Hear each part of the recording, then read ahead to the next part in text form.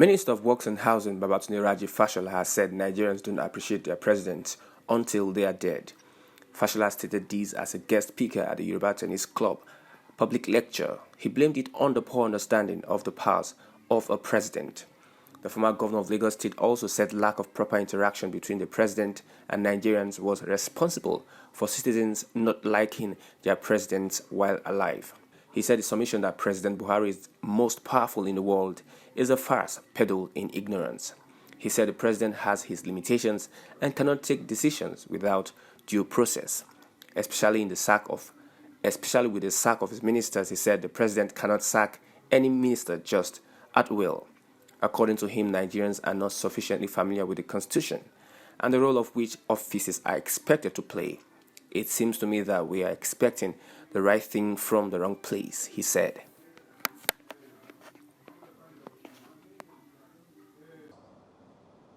According to our Constitution, all he can ask for is that that officer be changed.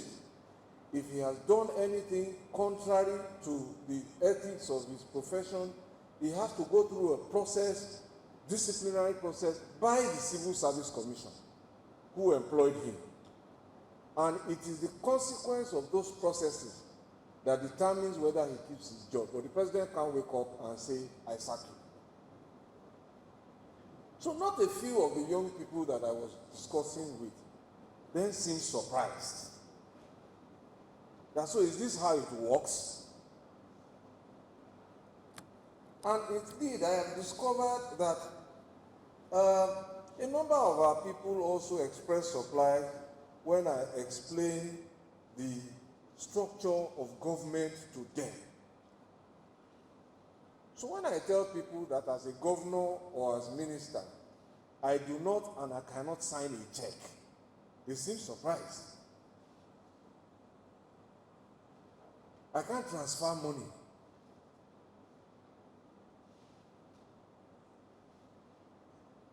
All I can do at certain levels of approvals,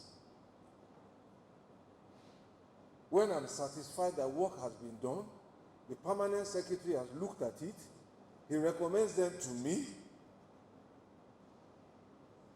I can authorize that it goes to the next level for payment, but I can't pay. At certain levels, as minister, that's why you see us in Federal Executive Council every week. Those contracts are above our ministerial threshold. So they become a council decision rather than a ministerial decision.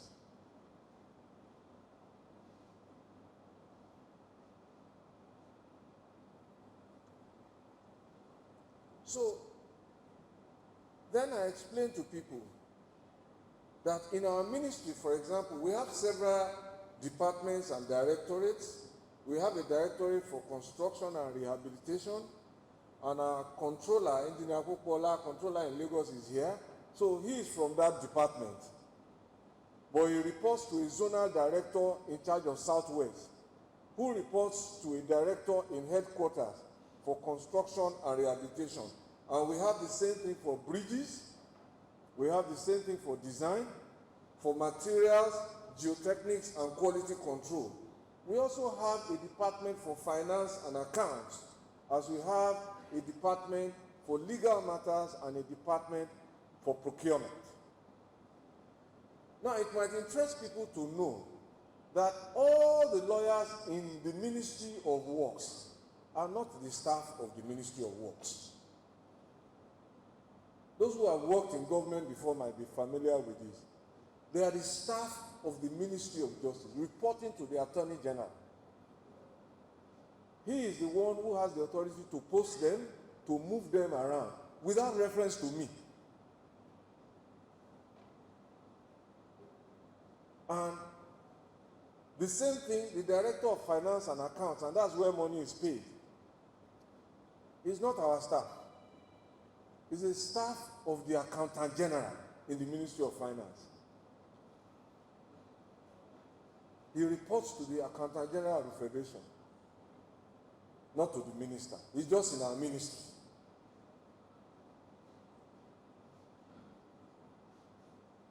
So, and this is true of other ministries. So the core staff of our ministry are the valuers, the architects, the engineers, and those are our own staff. So if you go to the maintenance departments of other ministries, you will find our own staff too there, engineers, providing support for them in that area. Just like you will find medical officers in our ministry, they are not our staff, they're from the Ministry of Health. So this is just a bird's eye view of how this system works. And this is true of all ministries. And so it explains to us the processes of checks and balances and how we must work together to get things done. And this is largely true not only of the federal civil service, but also of the state civil service. And this is why the system of government is often referred to as a bureaucracy. And if you check the definition of that word, you will see sometimes references to processes that must be undertaken. So, but I am surprised that this surprises people, but this is my experience. When we have this conversation, people then express surprise, and their surprise surprises me. So this is part of the reason why I've chosen to have this discussion in a larger public forum, so that we become more acquainted with what we engage with every day and hopefully understand it. So very often I hear general statements that the president of Nigeria is very powerful. Have you heard that statement before? Yeah? That he has too much powers.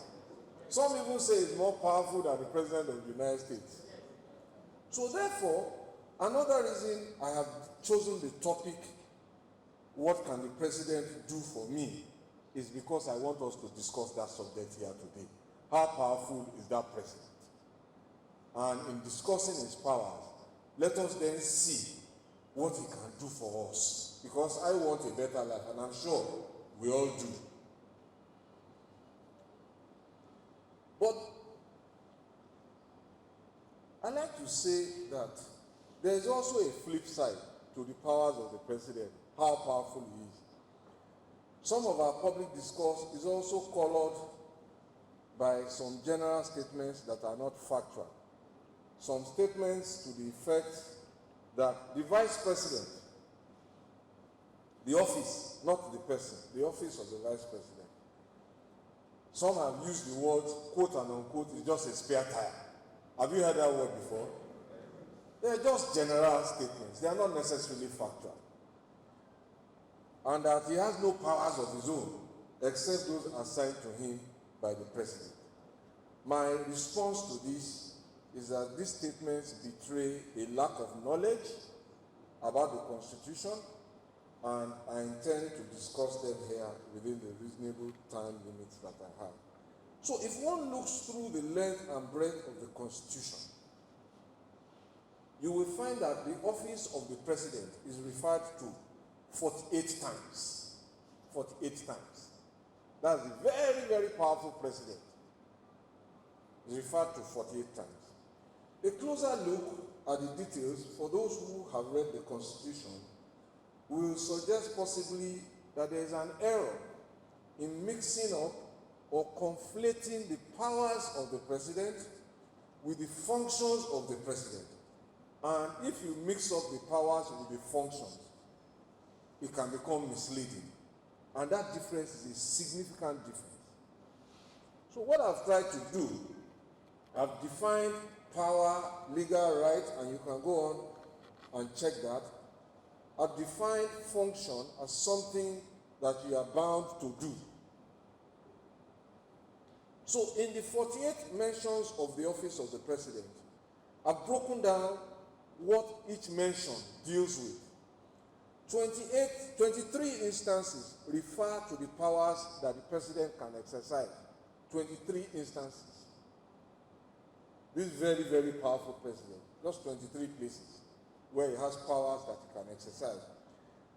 9 of those powers refer to the powers that are exercisable by the National Assembly, by the president exercisable by the president subject to the National Assembly.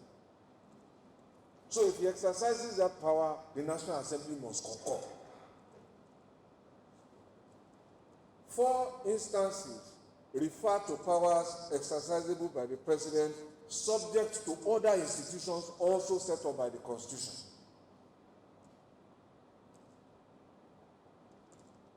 Nine instances refer to the president's functions and duties. And I've said, let us identify and separate functions from powers.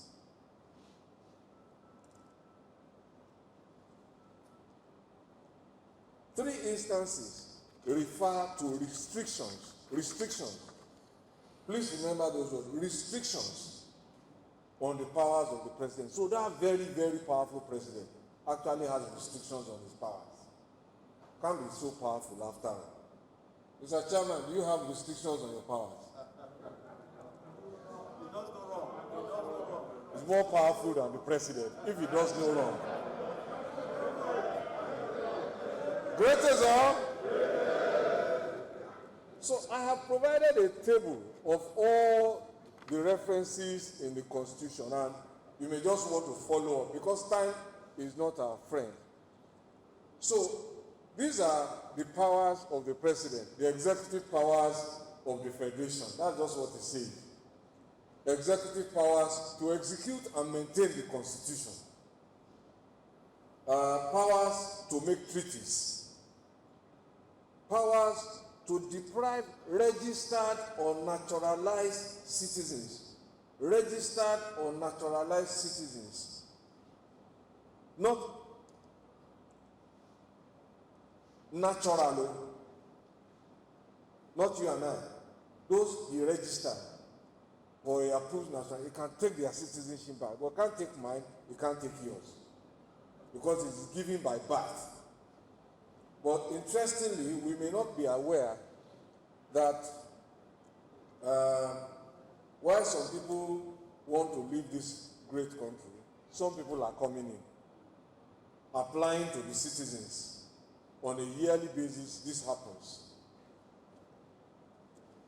The president has many other powers to assent to or withhold assent to a bill passed by the National Assembly, to issue a proclamation for the first session of the National Assembly, power to order withdrawal of monies from the Consolidated Revenue Fund for the purpose of meeting expenditure necessary to carry on the services of government and so on, establishment of the offices of ministers by virtue of which he has appointed me, assignment of responsibilities to the Vice President, and I will come back to that, power to appoint or remove chairman and members of federal executive bodies, and that's how he appointed Ashafa to MDA, FHA, and so on and so forth.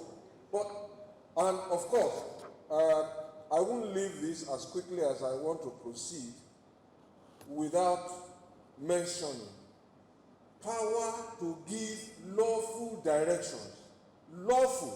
direction to the Inspector General of Police with respect to the maintenance and securing of public safety and public order, not power to remove him. Doesn't have those powers. And power to direct the armed forces to suppress insurrection and acting in aid of civil authorities. And of course, as Commander-in-Chief, power to determine the operational use of armed forces, appoint chiefs of staff of defense, army, navy, and air force, appoint heads of other branches, and so on. Now, I'm just going to urge us to get a copy of this Constitution. You can find them online if you use apps on your phone. And just don't read, we're not reading for exam, but read to acquaint yourself. Can read 1 page, 2 pages a day. It's written in very simple English.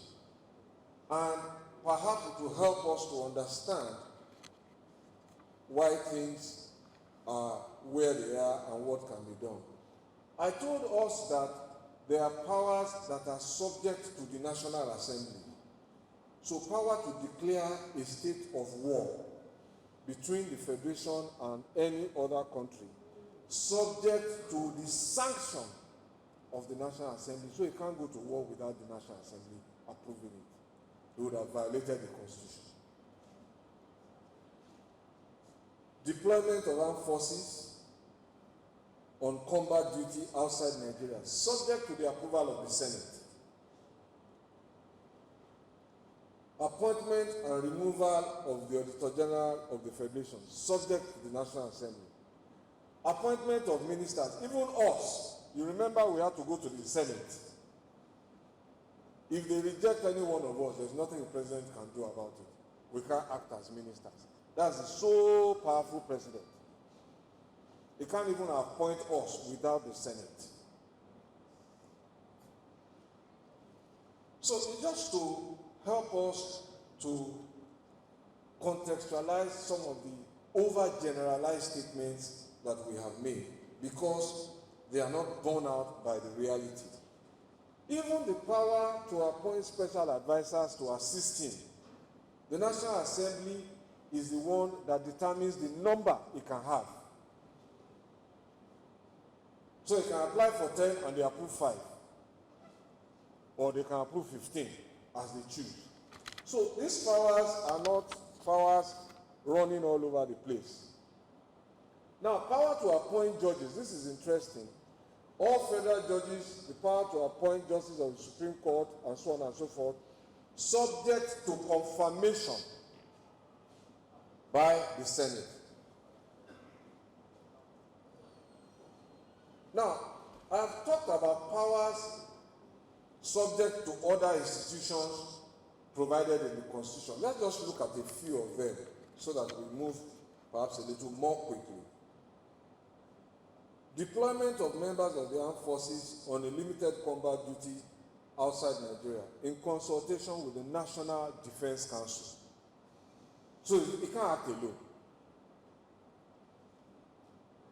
Power to grant pardon to any person convicted of any offense created by an act of the National Assembly, the prerogative of mercy. The power is exercised by the President after consultation with the Council of State. Power to accept the report of the population census conducted by the National Population Commission. This power is subject to the advice of the Council of State. Now let me quickly speak about this Council of State. Who are the people there? Former presidents, Senate President, Speaker, CJN, and all the governors. Those are the people you must sit with. Appointment of the Inspector General. I refer to the point that you can give him lawful directives for crime control. And I said you can't sack him, but you can appoint him. But you can't do that appointment alone. He must do so on the advice of the Police Council. Who are the members of the Police Council? Some of the people I've just referred to, and governors.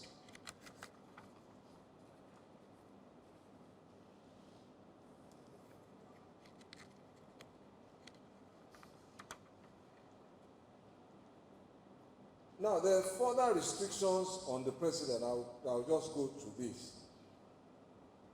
He is prohibited from holding any other executive office or paid employment. Very powerful president. But there's a restriction on him. Prohibition from maintaining or operating a bank account in a country outside Nigeria. Restriction. Prohibition from being employed by foreign company or foreign enterprise after leaving office, even after he has left office. This is all in our Constitution. So let me move quickly to the Vice President. The street talk, if you permit me, is that he has no powers, spare tire. On the contrary, that's not the case. Those who assert that position, in my view, tell a big lie. A lie born out of ignorance or a lie born out of mischief. The framers of the 1999 Constitution and our legislators seem to have deliberately attempted to entrust matters relating to security with the president. If you see all of the councils that he heads, the Defense Council, the Police Council, the Council of State, and all of that, they are matters relating to security. And they also seem to have entrusted the Vice President with matters relating to the economy. So the Vice President chairs the National Economic Council, a council that is comprised of some ministers, the Governor of Central Bank, I believe, and all the 36 governors and the Minister of the FCT. And they have powers to also invite people to join them. I have been invited before in matters relating to works and housing. But very quickly, why they did not say that the president cannot deal with economic matters, it is my view that given the clear constitutional provisions that the Vice President is the chairman of the National Economic Council, the president cannot chair any meeting of the National Economic Council. He can't do so except he violates the Constitution. Because the Constitution is clear who the chairman is. It is the Vice President. So I say, so much for the all-powerful president, who we have now seen the full definition of his powers. As for the Vice President, his other constitutional duties and functions include to exercise powers as delegated to him by the President, and I've talked about that. He is also to perform functions of the President as acting President in the temporary absence of the President, and so on. But he's also, maybe we didn't know this, is the Deputy Chairman of the Council of State. He's the Chairman of the National Economic Council, as I've pointed out. He's the Deputy Chairman of the National Defense Council. He's the Deputy Chairman of the National Security Council. He's the Chairman of the Governing Council of the National Emergency Management Agency, NEMA. He's the Chairman. He's the Chairman of the Governing Board of Border Communities Development Agency. He's the Chairman of the National Boundary Commission. And he has powers to represent the President of the Federal Republic as the Chairman of the Governing Council of the Nigerian Sovereign Investment Authority. He's also the Chairman of the National Planning Commission. Is that still a spare tire?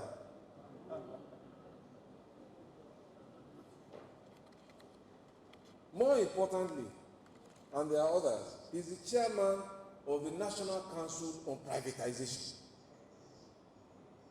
Is that a spare tire? So, which brings me to the heart of the matter. And for me, the heart of the matter is why Nigerians place their hopes and expectations for a better life on their president rather than on their governors and their local government chairmen. Or put differently, as I've asked here, why do we seem, because all the presidents that we have had, all, without exception, I don't recall anyone in my own cognitive life that we have loved while in office. We seem to love them after they have left. Or in some other case, after they died, and we refuse to vote them in, like the best president we never had. Why is that so? It's a question I have asked myself.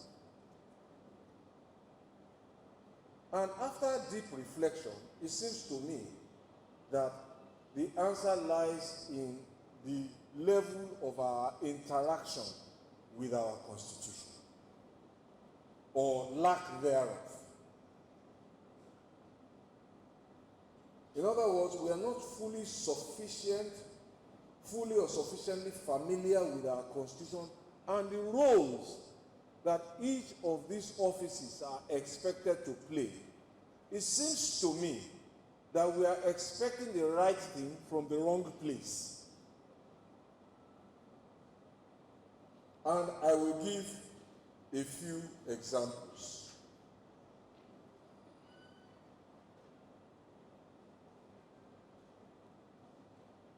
So that's why I framed the question this way: what can the president do for me? And am I asking why should I ask the chairman to do for me what is the responsibility of the secretary of the club? Because it won't get done. And why should I be asking the secretary to do for me what is the responsibility of the vice chairman? And I would attempt to highlight this with some examples.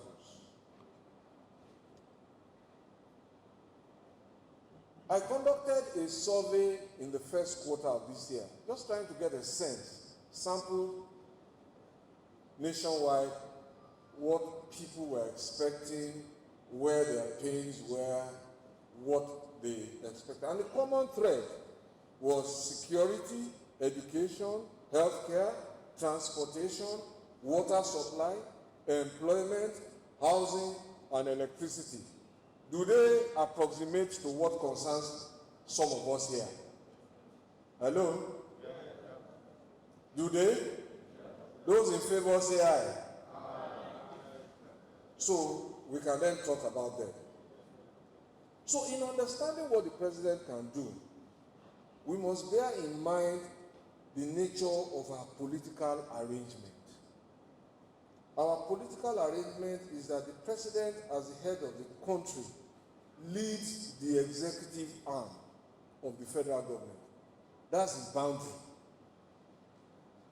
But that federal government is made up of two other arms.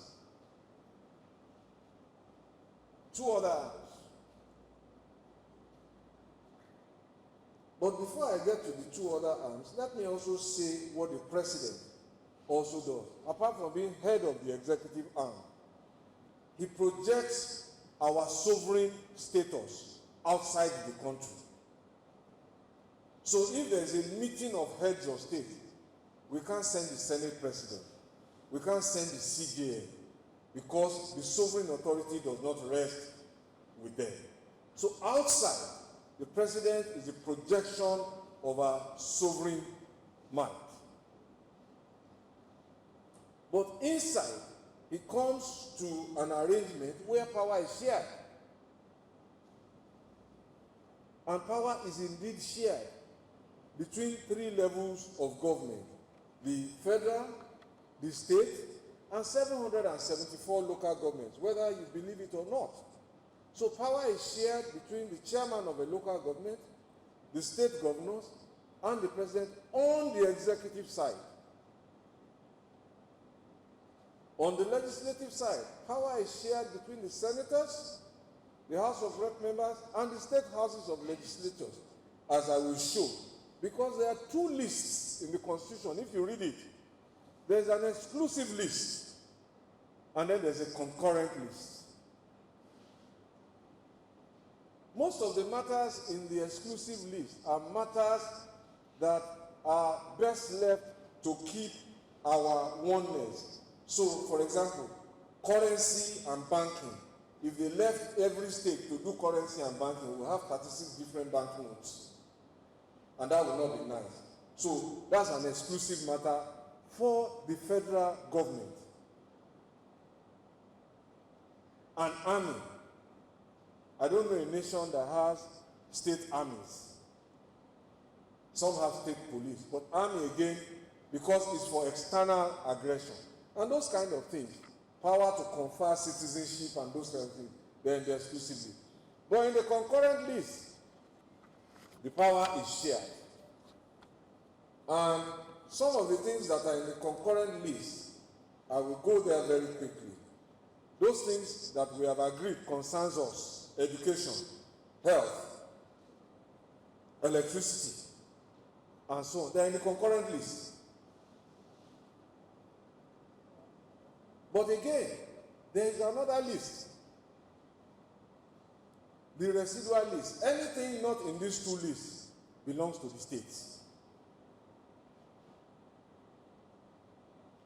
But there is also a list in the Constitution, in the 4th schedule. I said that local government share powers. Not so. There's a list. Primary education, primary health care. It doesn't belong to even the state. Federal government does not own one primary school, one. They belong clearly to the local government. And if we really think deep, which is the most defining education? Which one? That's the foundational education. That's where you learn to spell, A for apple, B for boy. That's where you learn to numerate, 1, 2, 3 to 10. That's where you learn to add and to subtract.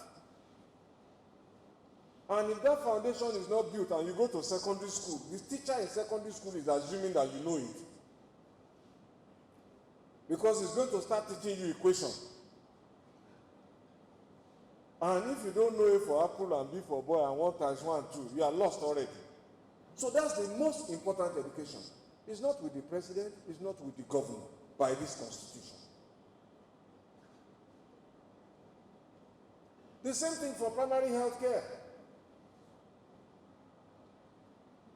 So I tell people who say, oh, they don't want to take vaccine. I say, well, you live in a much more privileged world today, but those who oppose vaccines are alive only because there was mandatory vaccination for children between 0 and age 5 for whooping cough, measles, diphtheria, cholera, and Dr. Finney will know the rest as the bar should be. But that's another matter.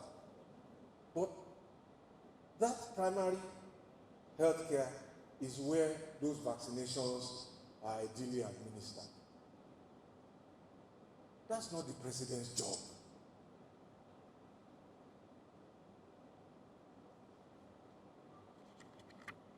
We talked about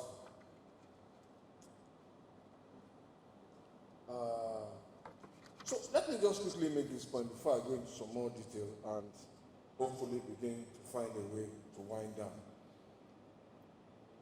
So I like to point out that what we really have in our country, instead of an all-powerful president that some of us have assumed, and perhaps a very powerless vice president that some of us have generalized, what we really have from the Constitution